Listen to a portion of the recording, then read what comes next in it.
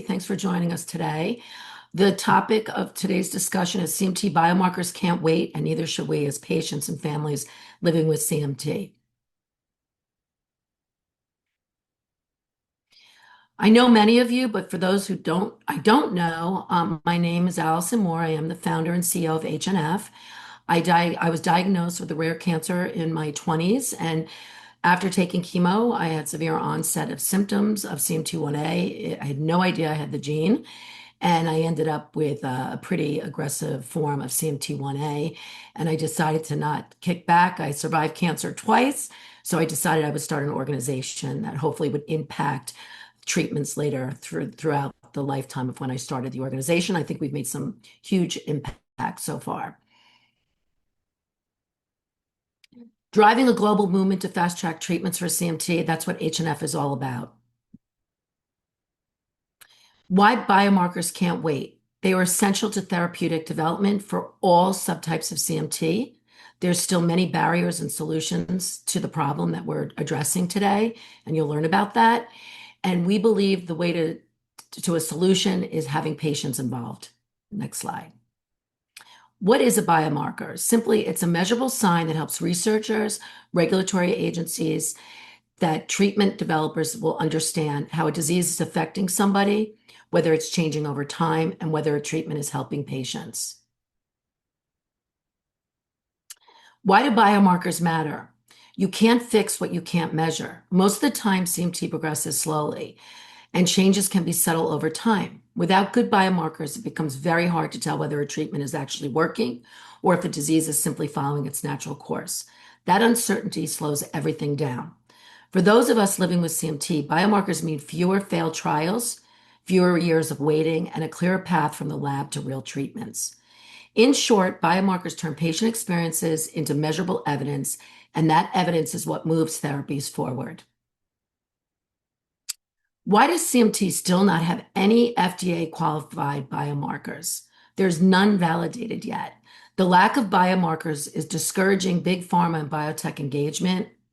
It is essential for clinical trial readiness so we can measure change in disease, both progression and improvement. And another challenge is biomarkers may differ amongst all the different subtypes of CMT based on the severity of the symptoms, mechanism of disease, and what actually to measure while following patients. Next slide. How does the FDA approve biomarkers?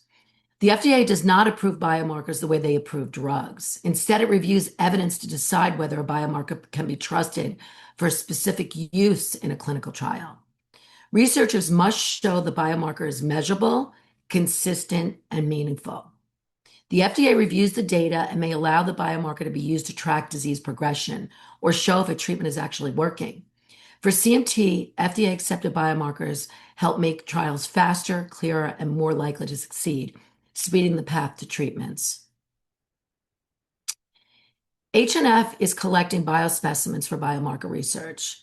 Up until a few years ago, the way to measure and diagnose CMT was using a nerve biopsy, which is very invasive. It's painful. You usually have to go under anesthesia. It's not repeatable, and it's really not practical for trials or children. Thankfully, in today's age, we can use blood biomarkers. They're non-invasive.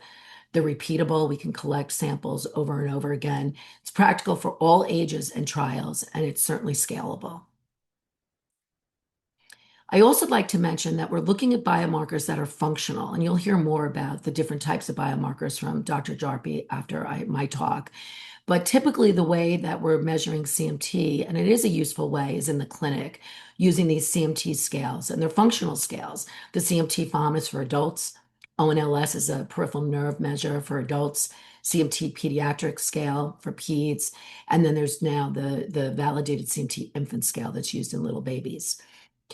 The future, though, is remote wearables and sensors, where we're able to measure change in what matters most to patients at school, at home, in the workplace. And there's 3 devices that we've been working on over the last couple of years, which you'll hear about in a moment. Next slide, please.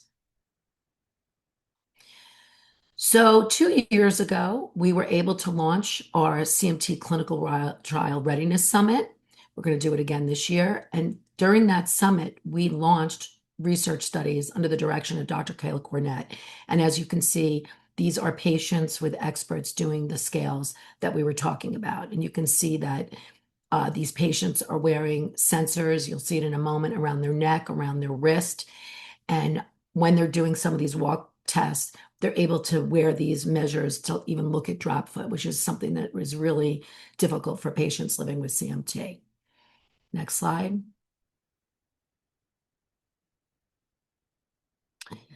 So the wearable study uses smart sensors. We work very closely with Biosensics. They've been an amazing partner, and we've been fortunate to get some funding from MDA to help to continue to support this trial and this study. And what it does is we're tracking daily life over 14 days throughout the year. We monitor how people with CMT move and function in real-world settings. So far, the data, the results correlate very nicely to the clinical test, which was those CMT scales I mentioned previously. It's being used in clinical research currently for not only with us, but other investigators, and it's drawing attention from scientists, advocates, and industry, including the FDA. We found out recently that 2 biotech companies plan to use these devices in their clinical trials. And the next step is to really expand to a long-term data collection with more patients needed so we can pursue FDA qualification and ultimately have these devices validated one day so they can be used.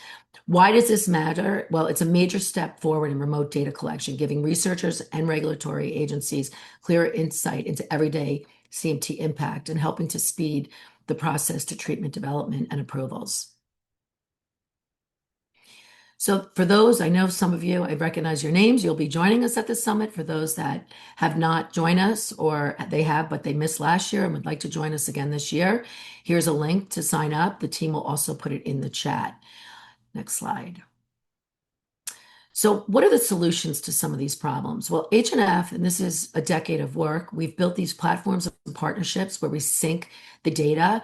And at the summit is one of the places that we collect blood biomarkers and the data from the wearable studies, and building, we're on a mission to build the largest CMT ecosystem to provide regulatory ready data, which is lacking right now. Growing the programs and our research projects, which includes our patient registry. We're now at close to 6,000 patients. We just got to keep growing that. We want patients to keep coming back and doing these surveys and joining the studies. The CMT Biobank, we now have over 2,000 samples. We are going to continue to grow that. We're expanding the digital health study, and we're working on blood biomarkers. Right now, the pilot study will expand, and we'll be working more closely with Biosensics and some of our centers of excellence. And we did do a pre-competitive blood biomarker study with our partners at Combined Brain. They house our samples, and we're working with some biotech pharma companies, which you'll hear a little bit about later in this webinar session. Next slide.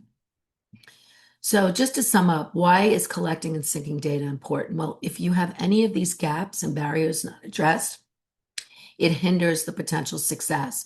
So we've been able to take this data, this information, our knowledge, insight, wisdom, and we're making impact. And we're just going to continue to keep this going. And you'll hear more details about some of these studies in a moment. Next slide. So for those that have not joined GRIN, once again, this is kind of a snapshot of what we collect. We get family history, we take genetic reports, they're uploaded, we curate those genetic reports. And as we all know, there's over 130 mutations. So we have to make sure that we're picking the right patients, and we have to share this data with our industry partners and others so they understand the number of people with that type of CMT and how it affects their impacted life. We collect the clinical scales, we do digital technologies, video, patient-reported outcomes, and it's really, as you can see, a comprehensive list of data that we're collecting. Next slide. Once again, patient registries, they do provide clean data if they're done the right way, and we encourage you to join. And if you haven't joined, if you've already joined and you haven't checked in a while, please go in, because you'll see that maybe it's time to fill out your surveys again so we can see if there's been any change over the past year. Next slide. So thank you for joining us again today, and I'd like to introduce you to Dr. Matt Jarpy. He's been working for H&F for some time. He's a drug discovery professional. He has over 25 years of biotech experience in small molecules and biologics. He's worked 10 years in CMT research, specifically on HDAC6 inhibitors. And as we all know, it's a leading class of drugs. There's several companies currently working on HDAC6 inhibitors, and I'm going to let Matt take it from here. Thank you, Matt, for joining us today. Thank you, Allison. Thanks for inviting me to the webinar, and thanks everybody for joining. Can I advance the slides or just, yes, it looks like I can. So you've gotten this far in the talk, and so you might be wondering, what is a biomarker? And so the first thing I want to tell you is that when a regulatory agency approves a drug to be used to be sold on the market, they want to prove it based on three criteria, which is how a patient feels, functions, or survives. So you've all taken, many of you have taken these CMT FOM or ONLS or measurements like that, and those are measuring how you function, how well you walk or hold a peg, put the pegs in the board, and so that's one thing that the FDA could use to approve a drug for sale. But there are lots of other things that we can measure that don't fit neatly into those categories, and all of those really could be considered biomarkers. And it could be really anything that we can measure in a patient that is related to an outcome measure like feels, functions, or survives. So we want to use these biomarkers to sort of predict how a patient will respond to a drug, or potentially to screen patients for trials to make it to make it more likely that the trials will succeed. Okay, now I can't do the advanced slide. There we go.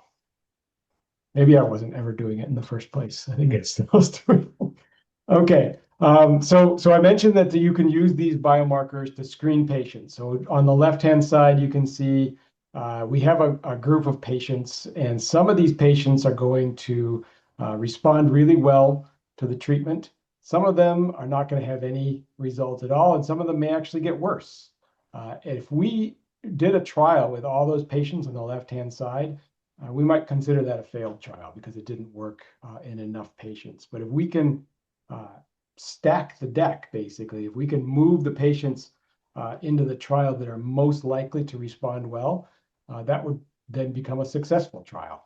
We'd have a smaller trial. We'd have a smaller number of patients that we could potentially treat, but those patients are going to have a better outcome, and that's really what we're after. So one way we can use a biomarker is to pre-screen patients so that we can enrich a trial for the best responders. Another way we can use them is as a surrogate marker for a subjective outcome measure. So a perfect example of a subjective outcome measure is pain. The doctor will come in, they'll say, what is your pain today on a scale of 0 to 10? Your 4 might be somebody else's 8. Your 4 today might be an 8 tomorrow if you've got screaming kids running around and you're stressed out.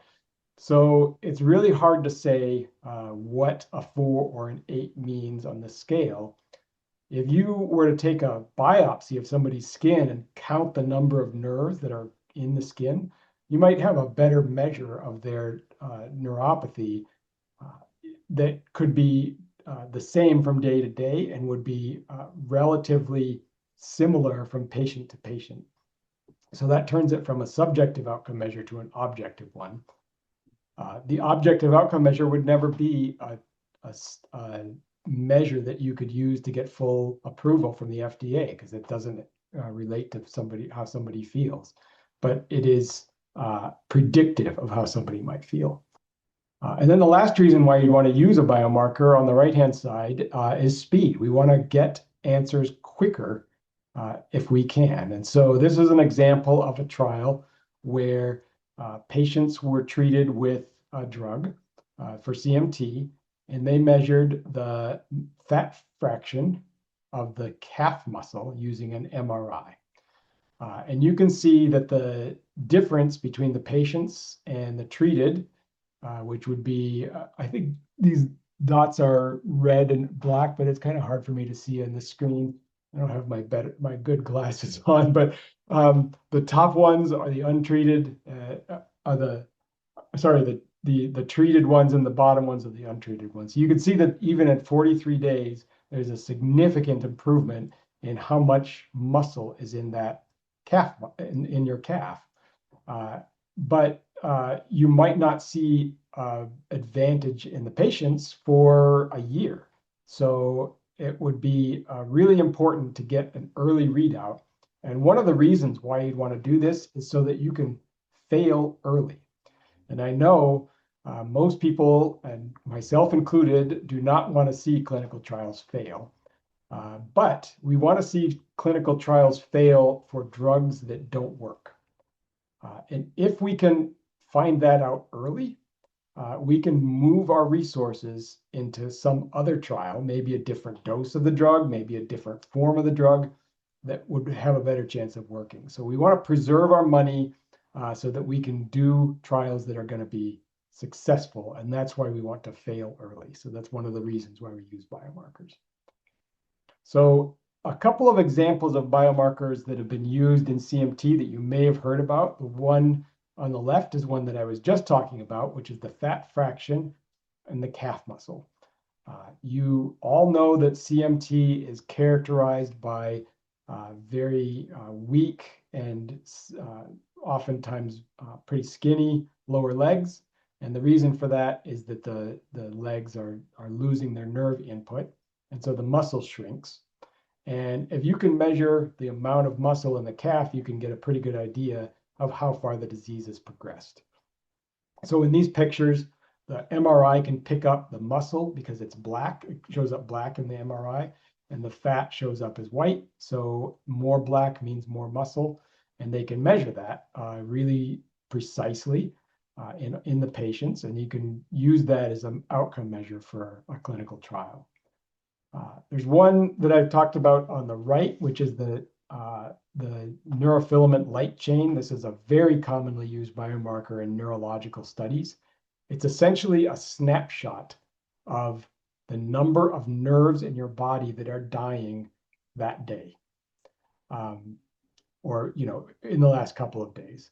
And so in a lot of neurological clinical trials, this has been used to get an objective measurement of how many nerves are being affected by the disease.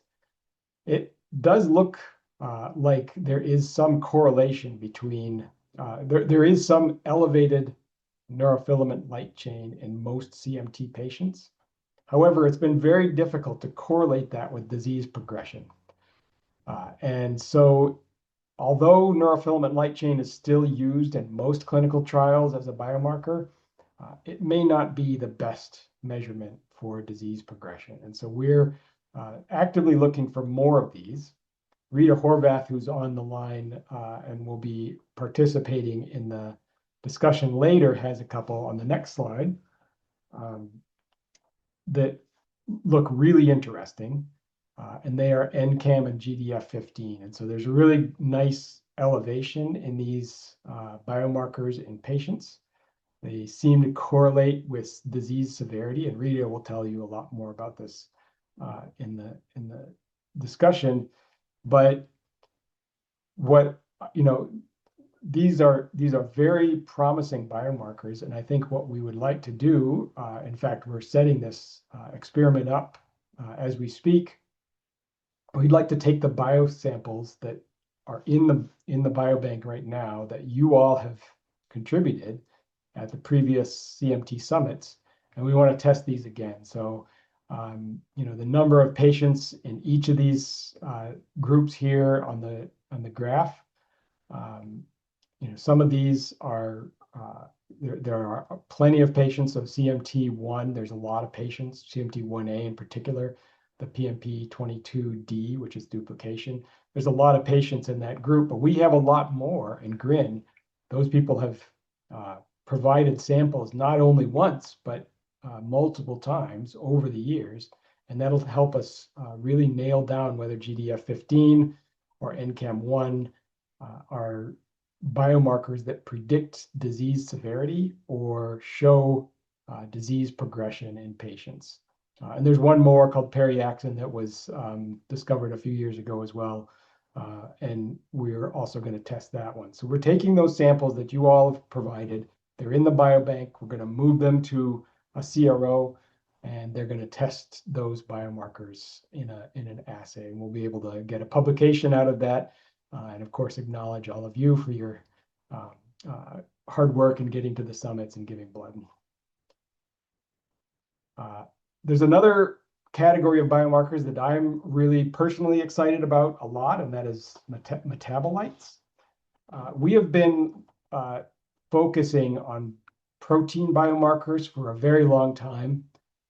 And the reason for that is because they are relatively easy to measure. And this is something analogous to that joke where the guy is looking for his car keys and he's not looking where he lost them. He's looking for them under the street light because the light's better there. So we believe that there are a lot of things that are going on in a patient that could be indicative of disease progression, but we're not measuring them because they're difficult to do. But the process is getting a lot easier all the time. This paper on the left-hand side was from 2019, and they tested a large number of patients for a group of molecules called metabolites. And they found a couple that were really highly correlated with disease severity. So we could, again, do this with the samples that you all have provided at the summits. And on the right-hand side, this is a more recent study that was looking at cells that were grown in culture and showing that CMT1A does change the way that lipids are metabolized in those cells. That's something that could be picked up in a metabolite screen as well. And so we should be able to get a really good correlation between disease severity and these metabolites. So as I said, we are collecting samples. We're trying to get enough relevant samples that we can send for a metabolite screen.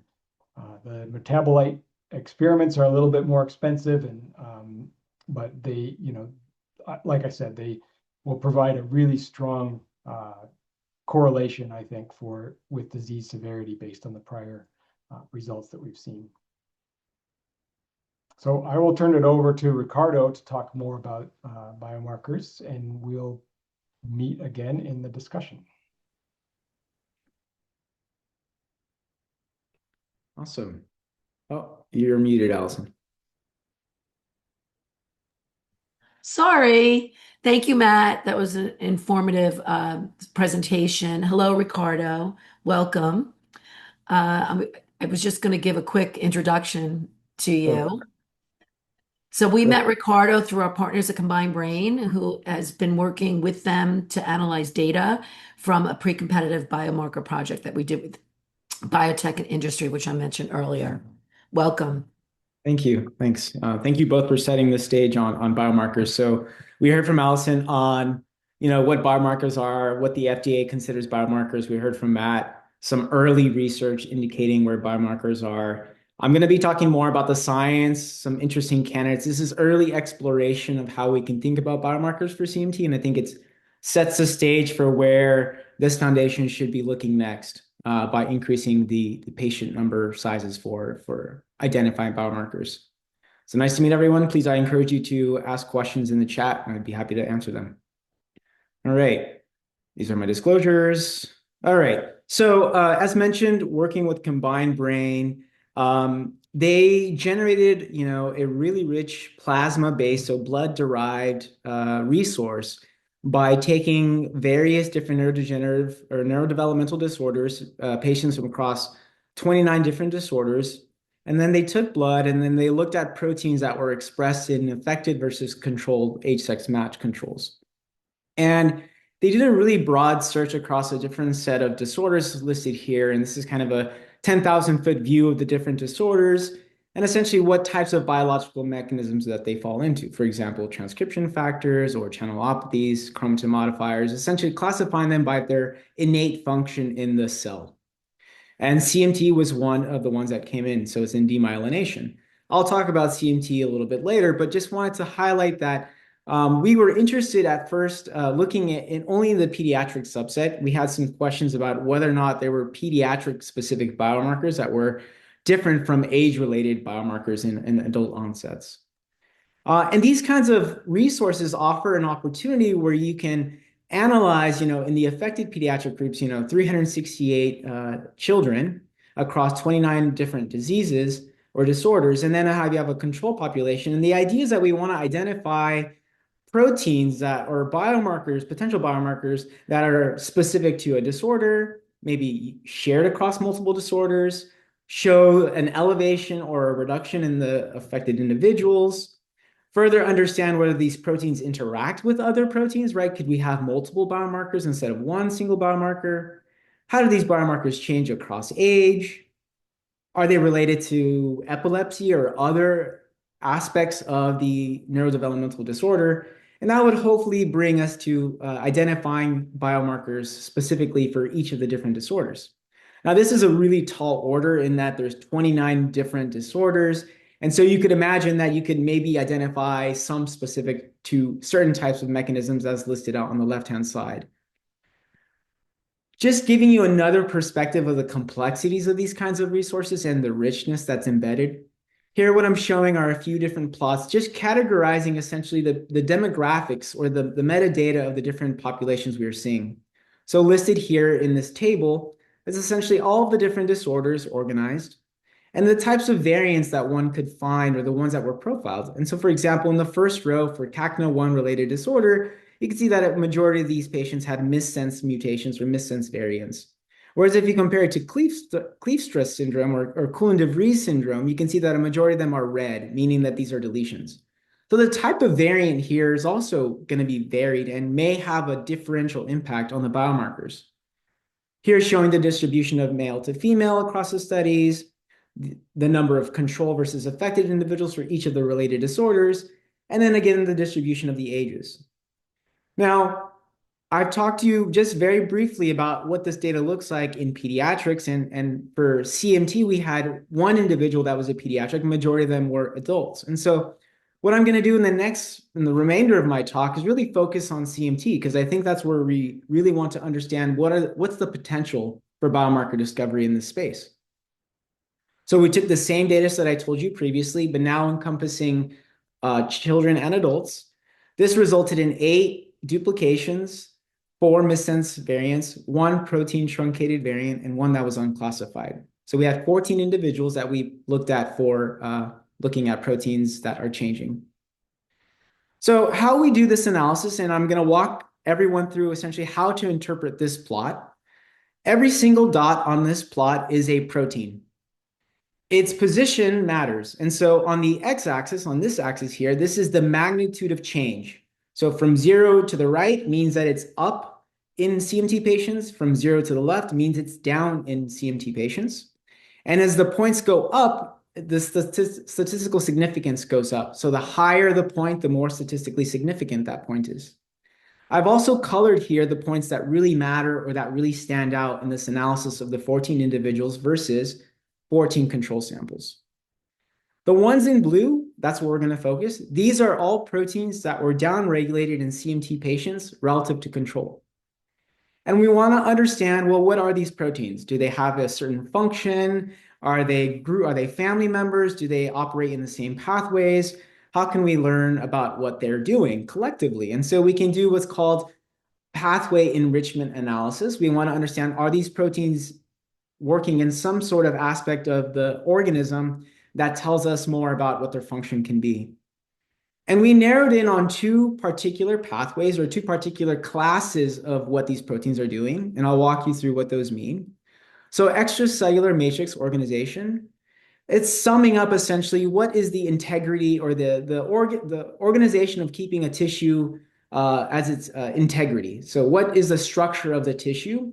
And this structure is made up of different proteins such as collagen or microfibrils or laminins or fibronectin, right? It's the tissue structure. It's what keeps the tissue organized in the structure it's supposed to be in.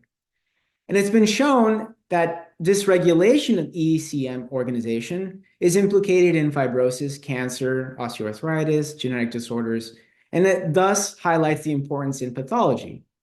Again, these are proteins that preserve the structure of the tissue that are downregulated in the CMT patients. The second bucket of proteins are involved in what's called neuronal differentiation. In short, what this means is that the genetic programs or the environmental signals that sculpt the neurons by sculpting the neurons to do what they're supposed to do in their native context. Again, these are proteins that are downregulated in CMT that are important for sculpting the neuron's function. So two very different protein families or two very different classes of proteins that show a disruption in CMT patients. We can understand what do we do with these proteins and what can we think about in terms of a biomarker? Well, we can visualize them as what their function is in the native context, right? So these proteins may not operate solely alone. They might operate together, and that might boost a set of potential biomarkers that you would want to assay together, right? And you would want to articulate that. So here what I'm showing is every single circle here is a protein, as I showed you on the previous slide. And now the dots are coloring whether they're part of the tissue preserving integrity part, this red ECM, or in the blue, whether they're involved in neuronal sculpting. And now the lines between the circles indicate that there's an actual direct relationship between these two proteins that have been supported in literature or in research. And now it starts to tie which proteins you might want to look at together. So you might not just have one biomarker, but you might have a family of biomarkers you want to assay in individuals and patients. And you can see that these lines are pretty well preserved for the red groups. They're more diffuse for the blue groups, but they're still present. And so this is one way to start thinking about discovering of a protein to an actual classification of a potential biomarker. Now, what about the proteins that are upregulated in CMT? We looked at things that were disrupted in CMT. What about things that are more expressed in the CMT patient relative to the control? We did the same analysis. We wanted to classify where these proteins are, what their functions are. And a major theme came out, disease of metabolism. And this ties in really nicely to what Matt alluded to earlier, is that metabolism and metabolites may be a hallmark for us to really think about. Well, disease of metabolism, what is that? Well, it's inherited conditions where defective genes or proteins disrupt chemical reactions that convert food into energy. And some examples include maple syrup urine disease, Gaucher's disease, mitochondrial diseases, or PKU. And obviously, there's a whole range of symptoms that you can identify or that can be observed, right? You can have severe intellectual disabilities, seizures, poor growth in infants, fatigue, weakness, vomiting, and developmental issues. And again, this is dependent on the severity of the metabolic disruption that you can see. If we then look at the interactions, as I previously showed, to identify multiple biomarkers of disease of metabolism or inherited metabolic disorders, again, you find that these interactions are present and that generally speaking, a lot of these proteins that we're seeing upregulated in CMT can fall into particular relationships. I just wanted to highlight one specific protein, OTC. This is a protein that's involved in the urea cycles. It's a urea cycle specific protein. It's expressed in the liver, most importantly. In urea cycle disorders, where you have disruption of this protein, you get accumulation of ammonia in the liver, and that can cause early death. If you remember last year, there was a key story in gene therapy for baby KJ where they fixed this OTC. So this OTC protein was disrupted in baby KJ, and they fixed it with a gene therapy. In our case, or in the case of HNF, really this is used as a biomarker that is overexpressed. It's not underexpressed. And so it could still be useful in thinking about how this biomarker could be leveraged for identifying CMT severity or evaluating mitochondrial dysfunction. So I've walked you through, the understanding that these amazing proteomic resources are being built and developed across a whole range of diseases and contributing to, understanding CMT pathologies. Then showed you some early preliminary analysis on 14 individuals where we find that tissue preservation or tissue integrity and neuronal sculpting proteins are disrupted. We showed that there are metabolic associated proteins or metabolic disease associated proteins that were upregulated in CMT, falling in line with the notion that metabolites may be key in assessing biomarkers. Some other things to consider, and these are kind of open-ended questions, potentially we could follow back up in the panel discussion. But essentially, I talked about data that's sourced from the plasma. This is from blood, right? So we take blood, we look at what proteins are in the circulating plasma. But the question really is, when thinking about a biomarker, well, what does plasma protein signaling mean? If your disease is a neurodegenerative disease or neurodevelopmental disease that's impacting the brain, well, we know that certain proteins cannot cross the blood-brain barrier and get into the plasma, so we might be missing. And so this brings up a secondary origin or available way to measure proteins is in the cerebral spinal fluid. It's much harder to obtain. It's much more invasive than plasma alone. But I think it's a consideration in thinking about, well, what is my disease doing and where do I want to measure changes in my disease? Do I want to measure it in the blood? Do I want to measure it in the cerebral spinal fluid? The second point I want to make is really talking about validation and confirmation of what we've identified. So we've identified in a small patient population with one technology that these biomarkers may be useful. I think what's important is to test the validation and the confirmation of these proteins that we've identified with orthogonal technologies.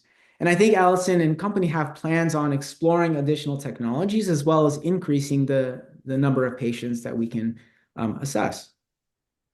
I'll summarize by saying that I think it's exciting that we have some preliminary novel biomarkers.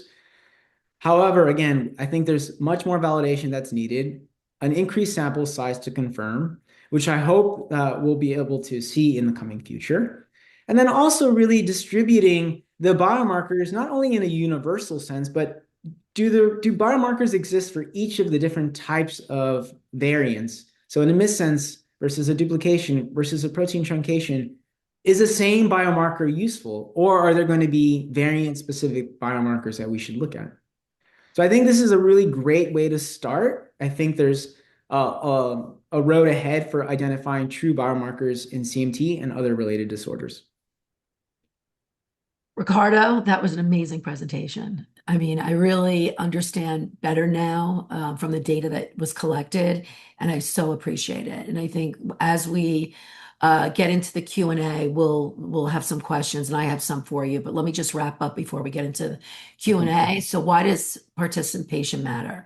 Biomarker progress in CMT is only possible because of the patients and the families who participate. There's never going to be enough samples. More samples mean larger studies and the potential for validation.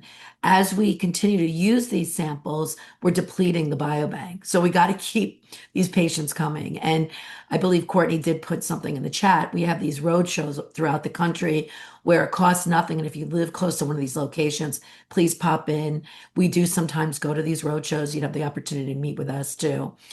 These registries, these biospecimens, these wearable studies, it really is all about clinical trial readiness. So our industry partners and a lot of the companies that are out there working on CMT, if we could fuel the biomarker discovery, get these qualified by the FDA and ultimately validated, there'll be a lot more companies working on CMT. I cannot stress that enough. Every data point matters. We're syncing the data together so we can understand how CMT really affects our daily life and how we can measure change over time. Next slide.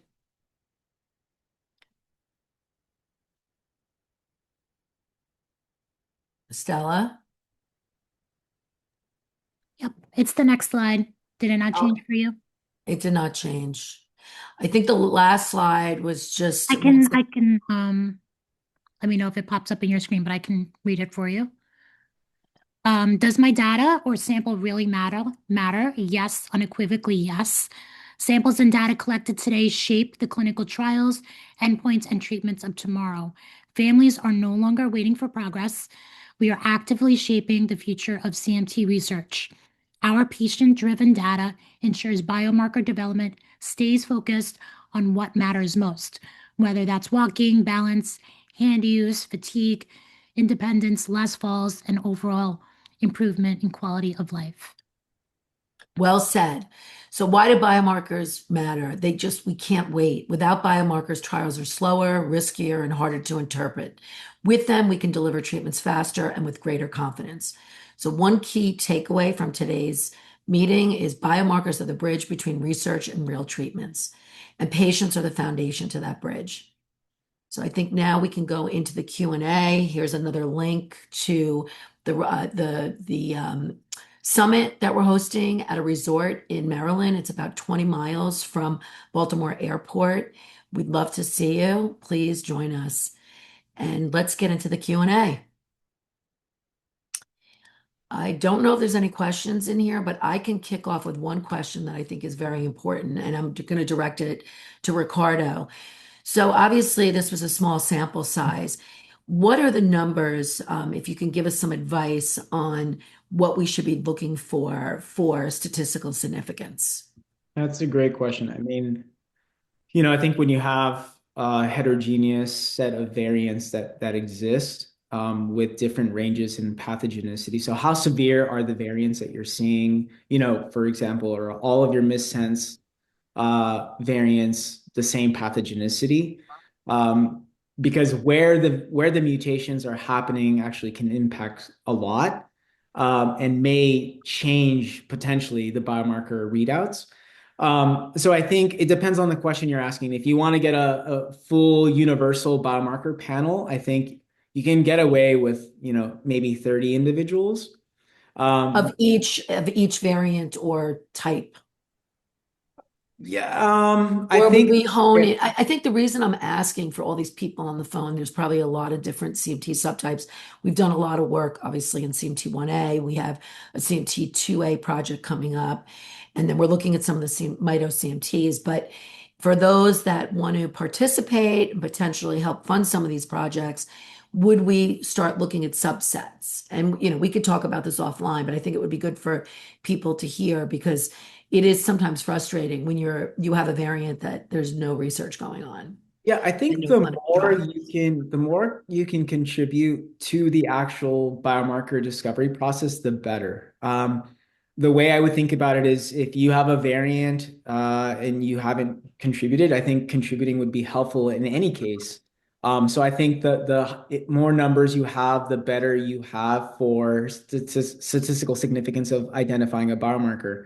Obviously, the ideal dream would be to have enough power in your statistics that you can actually classify for each of the classes of variants, and then really tease out whether or not you have a universal biomarker or whether you have variant-specific biomarkers. And so I would advocate that, being part of the study would be helpful in any case.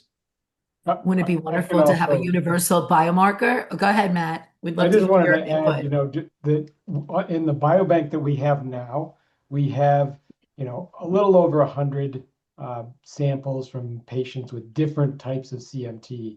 If there was a universal biomarker that worked for all types of CMT, which there actually may be, then we probably have enough to get a statistically significant result from what we have.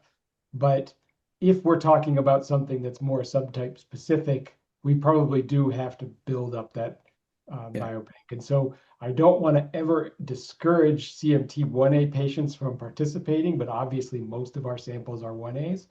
The ones that we need to fill out are, we need a lot more of the, not even the rare variants. We need a lot more of the 1Bs, the 1Xs, the 2As. 1E would be fantastic because to get comparison of 1A and 1E would be really a great benefit to the field as a whole. May I Yeah, add? I think something? go ahead, Rita, please. May I add something to this? Because there are biomarkers which would reflect the rate of the nerve damage, like the neurofilament light chain. So they would be relevant for all type of CMT. So that everybody, whatever variant they have, they could contribute to it. But in that case, there's one thing what is relevant to know what the severity of the nerve damage or the neuropathy in the patients, because it is, if we want to see whether a biomarker is correlating with the severity of the neuropathy, it's very important to do studies like the sensor study, which is kind of giving a estimation about the severity of the symptoms in the patient. Because so if we have the sample and the severity, then we can do much more correlation to say whether a biomarker is reflecting how severe the neuropathy is. And the other thing is that there are very specific, disease-specific biomarkers, like for SORD, the sorbitol, which is only for a specific genetic defect, is relevant. But there may be biomarkers in between that there is the myelin, the demyelinating form of CMT and the axonal form of CMT. So there may be biomarkers which would be valid for or relevant for the whole group of demyelinating CMTs, or others for the axonal. So whatever rare form the patients have or you have can contribute either for the specific form or a larger group of diseases, and particularly if we have a bit of information about the severity. But maybe because of the samples you give, this is also, there is quite a lot of serum what you can get from one sample, but it's also limited, and some of these tests require quite a lot of serum sample to perform. So it's always important to collect even more samples. And what is even better, to have longitudinal, so not just one time, but over a year again and another year later, to have repeated samples and know how they are, how the symptoms are changing over the time, because those collections are very, very useful and invaluable to get better results, more relevant results. Thank you, Rita. I think what's really important to stress is the wearable study that we conducted at the summit. This will be the third year. We're encouraging as many of those patients to come back, because that's the full picture of the patients. And that's what Dr. Horvath is referring to, is we're not just looking at the blood biomarker, we're looking at the functional scale, which is the CMT functional test or the pediatric test, as well as patient-reported outcomes, and then looking at the blood over time. And I also like to stress that this biorepository, even though Matt is just saying 100 samples, there's a lot more than those. Those are specific to a study that we're working on with specific samples. We also do collect urine, blood spot cards, PBMCs when applicable, and we do have the option to collect cerebral spinal fluid, which we'll get to in a minute, because I do want to ask Rita a question about that. But there are biotech companies and researchers now coming to us, and they're actually getting samples from us. So there are standalone biomarker projects going on, which some of them we are privy to the data, some of them we are not. They just purchase samples and they do their own work. So I can't stress how important this is and how wonderful this is, because by the grace of God and with a lot of hard work, there will be some biomarkers found, hopefully in the next year or two, that we can hang our hat on. And this preliminary data that Ricardo and Matt have shown from either the literature or the work that HNF has done, we have something to build upon right now. Nobody's done studies with large cohorts of patients. So it's very doable. So I can't thank you enough for those who have provided samples. And please, those who are willing to, we really do appreciate it. So I wanted to ask about cerebral spinal fluid, Rita. So and you may not know the answer to this, but it was a question that I was thinking about, because a lot of patients go under procedures for foot deformities. Is it easy enough to take a sample during a surgical procedure? Because I think it's a lot to ask of a patient to go under voluntarily to take a spinal fluid. But I would imagine with the kids and the work that you've done with mitochondrial diseases, has that been something that's been done in your facility? Yeah. So I agree fully that it's quite difficult to take the cerebral spinal fluid and at the clinic setting, or also at some more simple research facilities, because that's would require that the patient have to lay down a bit or even stay overnight. And so it is making it more complicated to collect it. And it's also not that pleasant. So it's a bit invasive test. So it's not everybody wants to do it. So we are trying to find easier ways, which in blood or blood spot, which would be possible. But you are right. So if there is a procedure where the patient is in the hospital anyway, it is. Sometimes we were trying to get tissue like muscle tissue or tissue to skin to collect fibroblasts during this procedure, but it's very usually practically quite difficult to coordinate to get the material right away to study, and therefore sometimes it was not practical.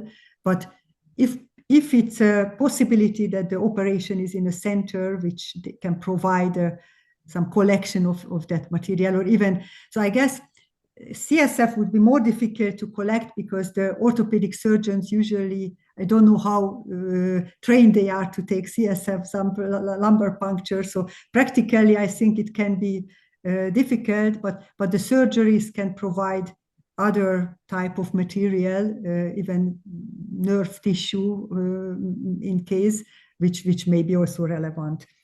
And also, So we could talk about it, I guess, offline, but I think what's important to note is part of our internal review board for the combined brain collaboration, we are able to get all these tissues and spinal fluid. I guess as we expand these larger studies at clinical sites, we'd probably have to work that out beforehand. So if patients are undergoing any type of surgery, it could be an option, especially for the ones that maybe do like CMT6, which is a very rare subtype that does impact brain. That may be something that we consider. But I think I appreciate your feedback on that. And also the cells are very important to have, because from the cells it's possible to find skin cells can be converted into stem cells, and the stem cells can make different type of neurons. And in those neuronal models, we can also study biomarkers, and there are some biomarkers where we can also study some mechanisms why in the dish we can make a model of the CMT neuron and the normal neuron and compare the two, and these cells can be grown further so they won't finish. They can be tested on several new methods, and also there are many new technologies which make it possible to find biomarkers which was not possible to find before, because previously we were only looking at a set of biomarkers with targetedly, but now with the new technologies we can just look across all proteins or all genes, and then we can find things which we would not have expected. So the new technology makes this research also much more effective. Allison, we had a question here from one of our viewers, Evelyn. And this probably correlates to Matt, what you were showing regarding the MRI and muscle wasting. She said, I read a program using measurements of the calf muscles to track CMT progression. I asked my neurologist about it during a recent visit. He said it was useless as it can't be tracked and will not make any difference in the progression of CMT. Was that MRI? Yeah. So let Matt answer that, because he knows a lot about this. So, it really comes down to the question that you're asking. If you're asking your doctor, how severe is my disease right now, then getting an MRI fat fraction really isn't probably going to help much. They really want to look for how well you function in the real world. That number that they get that gives you your fat fraction and your calf muscle is really useful to tell if you're responding to a treatment. And there was a treatment a few years ago that used the fat fraction as one of their main outcome measures. And you saw in that graph, it actually did work. It made the fat, the muscle in the calf bigger, but it unfortunately didn't do anything to help patients walk better. So we have to be very careful on biomarkers to not overinterpret the result. So by that, I mean to not say, yes, the biomarker moves, so therefore the patient is better. We have to really be careful and say, that correlates with this particular biological outcome measure, which might be beneficial to the patient, or it might not be. And so when your neurologist says that it's useless, I think that Oh, so using a tape measure, I see in the chat.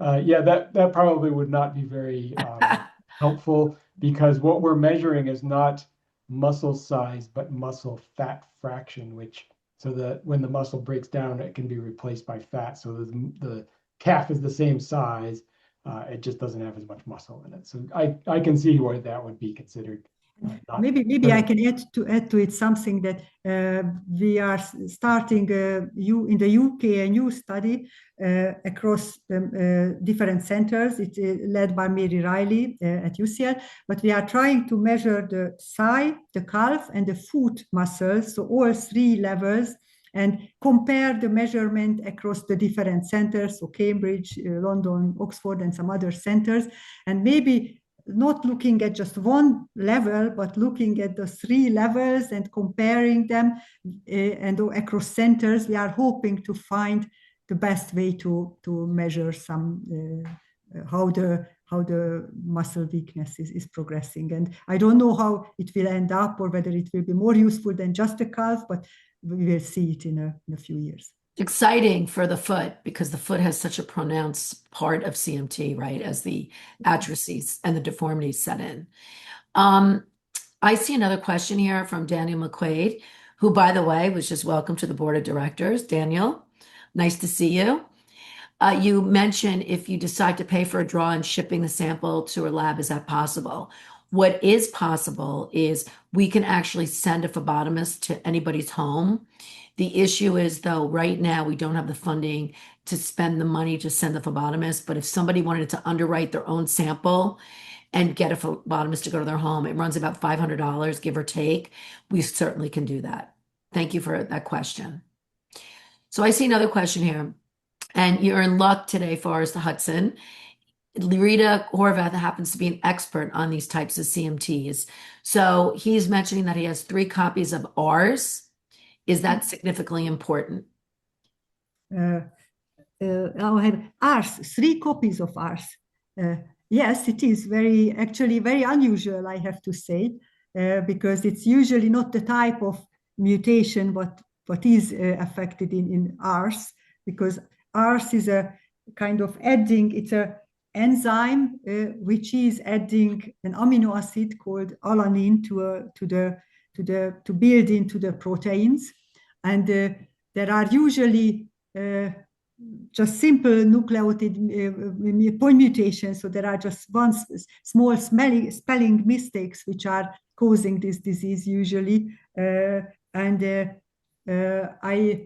it's usually causing that it's less effective, the protein. But it's a very interesting new approach that if there is more, if not only 2, but because normally we have 2 copies of ours, and if there is a mutation on 1 copy, then makes it weaker, the 1 copy, then the patients have CMT. But if there are more copies of ours, I haven't seen a patient with this problem, but for some CMT causing genes, like the very common CMT1A, it is if there is more copy, it's causing CMT1A, but if it's less copy, it is also causing a CMT if it's a deletion. So I think it is an interesting issue, and would be interesting to look into it, how more Rs can also cause symptoms. And very relevant if you want to increase Rs to treat CMT, then we know that we have to be careful not to increase it too much, because it can, in some of the CMT genes, it can cause a problem, and mostly because there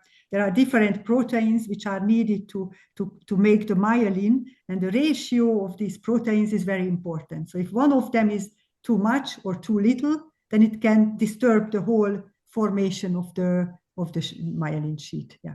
So I just want to make a comment again to everybody on the phone, and this is a perfect example. We work very closely with Dr. Horvath at the University of Cambridge, where we've been studying some of these rare CMT subtypes, and we share de-identified data from the registry, where she's able to see the survey data, and then she's been able to build upon it in Europe with this type of CMT called CMT6. The gene is C12or65. It's also known as MTRFR.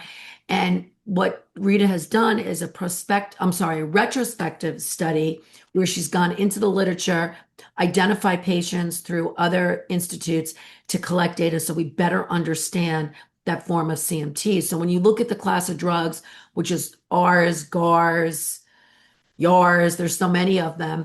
If we can get larger numbers of those specific variants, then that's data. Once again, I'm going to stress de-identified that we can share with investigators like Dr. Horvath and others, where they can start looking at the disease.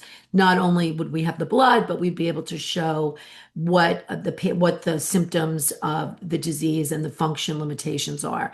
So it's very, very powerful. And then if there's any companies working on specific drugs, because there's a lot of companies now, even behind the scenes, that have not been public yet, that are working on CMTs, we are able to engage with them and share what we know so they can have a better chance of bringing their potential drug into human trials. So all of this stuff, it's connecting the dots, it's getting the data and making sure we do something with it. And that's what's really important.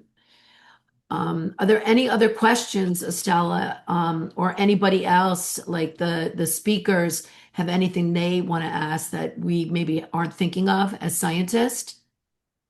Yeah, I think people just wanted confirmation that even if they don't have a diagnosed subtype, that they can still donate blood to the biobank. So I think I mentioned this in here. So, the CMT SORD gene was found through extensive analysis of variants of unknown significance at University of Miami. It's not out of the realm of possibility with the hundreds of variants of unknown significant reports that we have uploaded with blood samples that this isn't something that could happen again. It's important, though, that this data gets shared with the right investigators that would actually look at it and see if it's relevant to other. And maybe Rita, who's been involved in a lot of this work, Rita, do you have any insight on how that would go down? Like the CMT SORD story, I think is impactful. Yeah, so the CMT source story was a very educational story actually, because I was working in Newcastle upon Tyne in the UK at that point, and we had a quite very large cohort of patients with CMT. And at that time, the 100,000 Genome Project in the UK opened, and we also did exome sequencing, but we could not find, there was still a lot of patients, mostly with axonal CMT, where we could not find a variant, and there are still quite a lot of CMT patients, like the person who was asking the questions, that even if we screen the whole genome, there is still no clearly causative gene.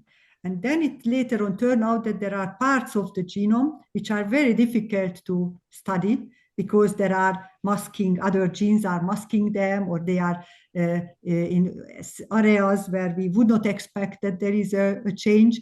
And those changes could have been only found when, in this case, Stefan Züchner and also Andrea Cortese and Mary Riley in London, they looked at a very large cohort of genomes and exomes of genetic data from a lot of patients. And then they picked up that, there is something in so many patients, but they cannot understand. And that was the way how SORD was found. And there may be other examples like this type of variants, which are not easy to detect. And actually in CMT, there are quite a few such variants were found recently with the better technologies. So now we have better technologies to pinpoint them. And therefore it is very important, if you haven't found your cause of the CMT yet, to contribute your sample and data to a larger data set, and that people are looking into it again, even if looking into the data set again, that can provide new information, even if without new sample, just looking at the genetic data. So it's very, very important. Yeah, I just want to use Rita's comment as a plug for metabolomics analysis, because if we had done metabolomics analysis on the variants of unknown significance before the SORD gene was detected, was discovered, we would have found some elevation in sorbitol in those patients. experiment to test if there are other CMT sword-like diseases out there is a relatively simple experiment. We have a large database. HNF has a huge database of patients who don't know what their mutation is, and we can collect samples from them and do a metabolomic screen and see if anything comes up. And we may be surprised as we were when CMT sword was discovered. So I think this is a really important experiment to do, and I really hope that we are able to collect enough samples to do it. Thank you, Matt. Wouldn't it be something if we could find something simple like that, sorbitol levels? Yeah, and one that already has a drug that somebody has developed. Right, in phase 3. Yeah, that was a really amazing story with CMT sword, that there was already a drug being developed for that very enzyme. So that was pretty serendipitous result. And maybe just one more thing, that usually if there is an enzyme involved, there is a hope that there may be a way to treat it. So it's usually a metabolomics may identify defects where there may be a solution. So it's another reason to do it. Yeah. Are there any other? I've noticed a lot of questions in the chat, is my CMT X, whatever, relevant for this, for biomarkers? And the answer is always yes, because, some of them, and even the variants of unknown significance, as we just mentioned, the answer is yes, because we might pull up something that tells us what the disease cause actually is from the metabolomics, or from the proteomics or metabolomic studies that we're proposing. But yes, all of the different CMT subtypes that are, even the ones that are quite rare, can tell us something. We, in a lot of cases, we know what the gene is that causes these things, but we don't really know why the gene is causing CMT. We have, we've pinpointed, yes, that's the gene, but then nobody has figured out, well, what's going wrong in the body that makes this result in peripheral neuropathy. Getting studies like this, these proteomics studies and large omics types, anything that ends in the suffix omics is a big experiment. We will be able to start to pinpoint, why those genes are causing the problem, and hopefully how to intervene to help those patients.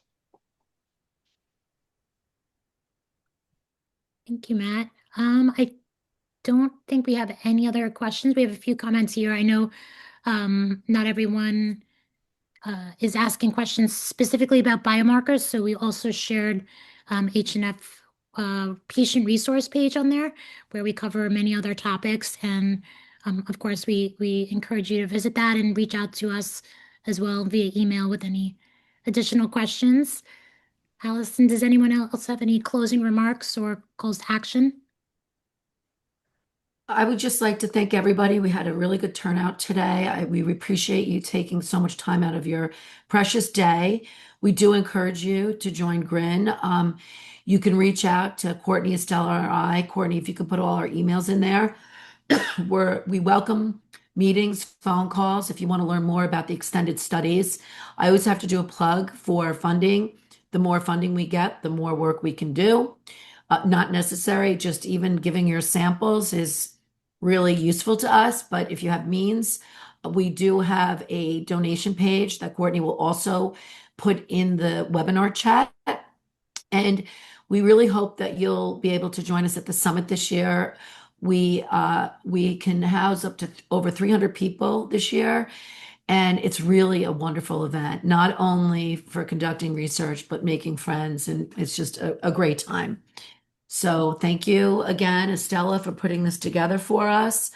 To the speakers, we really appreciate it. And we'll keep you updated on the next study results, which we should have hopefully by the end of spring, if all goes well. Matt is pushing us to get this contract signed. So our goal is to get this project underway ASAP. Thank you. Yes, I'm sharing the recording with everyone as well in the next 48 hours. So you'll have that in your inbox. Thank you very much. Thank you very much for Very much. Bye. Bye-bye. Take care. Bye.